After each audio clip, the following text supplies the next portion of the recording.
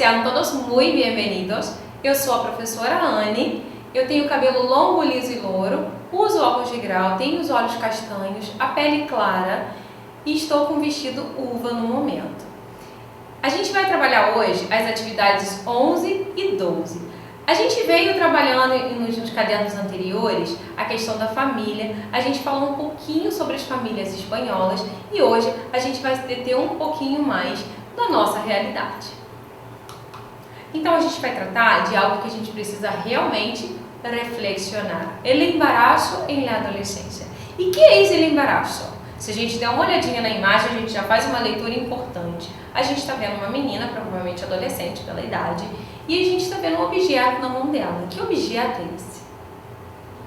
Isso aí, acertou quem percebeu pelo formato, que é um teste de gravidez. E ela parece feliz? Parece uma gravidez desejada?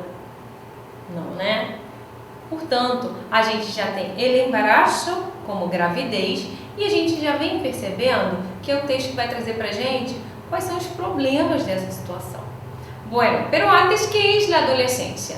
La adolescencia es el periodo en la vida de una persona que comprende entre los 10 y 19 años. Ok. ¿Y qué problemas el embarazo en la edad temprana nos trae?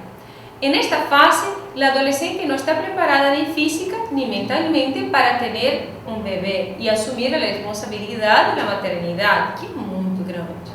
Por eso se considera el embarazo en estas condiciones de alto riesgo. Então a gente está vendo aqui que é um problema, tanto fisicamente como emocionalmente, para a mãe e, consequentemente, para esse bebê. Bueno, ¿cuáles son algunas de las consecuencias e implicaciones del embarazo precoz? Puede haber repercusiones negativas, tanto económicas como sociales, para la madre y su bebé. Vamos dar uma olhadinha em algumas delas. Bebê, abortos espontâneos, quadros de mala nutrición, posibilidad de malformaciones y trastornos del desarrollo, que são transtornos do desenvolvimento cognitivo, físico, que seja. La madre, deserção escolar, que é o abandono da escola. A gente vê isso muito claramente. Muitas mães precisam deixar a escola por conta de ter que cuidar do seu bebê.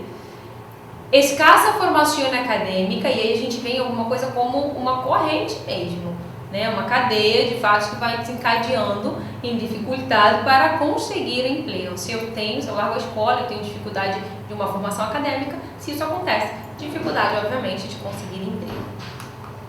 Bom, lá no nosso caderno, a gente vai encontrar alguns gráficos que tratam alguns cambios em las famílias brasileiras a lo largo del tiempo. Então, algumas mudanças que vieram nas famílias brasileiras ao longo de um tempo. Esse estudo que a gente está vendo lá no nosso caderno, ele vai desde 2005 a 2015 e está representado em porcentagem, como a gente vê aí no comecinho do gráfico, vale?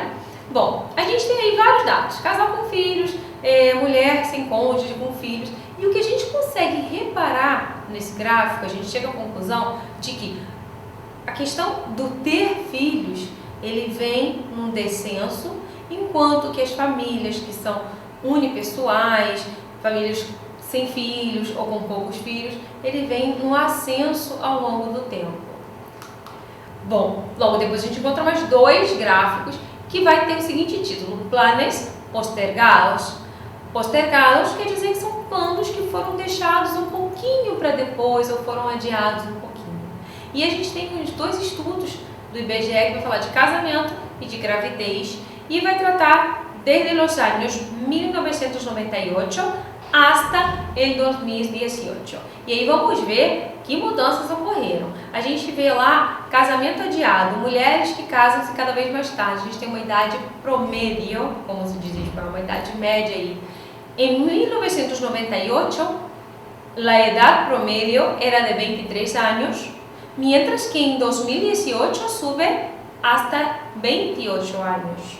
Esta es la edad promedio en 2018, que pode ser que tenha subido um pouquinho mais nos dias atuais. Bueno, el embarazo postergado, ou seja, gravidez postergada, o número de nascidos de mulheres com mais de 40 anos também vem aumentando. Olha lá o gráfico. En 1998 eran 48.402 nacidos de mujeres con más de 40 años. En 2018 este número sube a 91.212 nacidos de mulheres com mais de 40 anos. Então, o que a gente vem vendo é que ao longo do tempo, essa tendência de ter menos filhos ou de ter um casamento mais tarde ou filho mais tarde, talvez consequência de uma maior escolarização e de uma necessidade de se programar, de se estruturar um pouco melhor para a chegada dessa criança na família. Bueno, a gente está falando de gráficos, está falando de dados e numerales cardinales. A gente já viu antes del 0 al 30 e a gente viu que até lá os números se escreviam com uma só palavra diferente do português. A gente fala 21, coloca o E1 separado, em espanhol 21, 22, tudo numa palavra só. Seguiremos del 31 al 99 e daqui para frente vai ser muito fácil, justamente por conta dessa observação aqui. Entre decena y unidad, los numerales se escriben separados y se unen por la Y. Exemplo, 47, em português eu tenho 47. Então, na verdade, se eu já conheço as unidades, como a gente já conhece, eu só preciso conhecer as dezenas. E daí para frente eu vou formando com la Y. Então, por exemplo, eu tenho 30, 31, 32, 33 e aí eu vou seguindo hasta el 39. Tranquilo? Vale? Então vamos só com as dezenas. Convido vocês a repetirem comigo. Chama aí quem está do seu lado para repetir também. Vamos falar espanhol junto. 30, 40, 50, 60, 70, 80, 90. ¿Vale?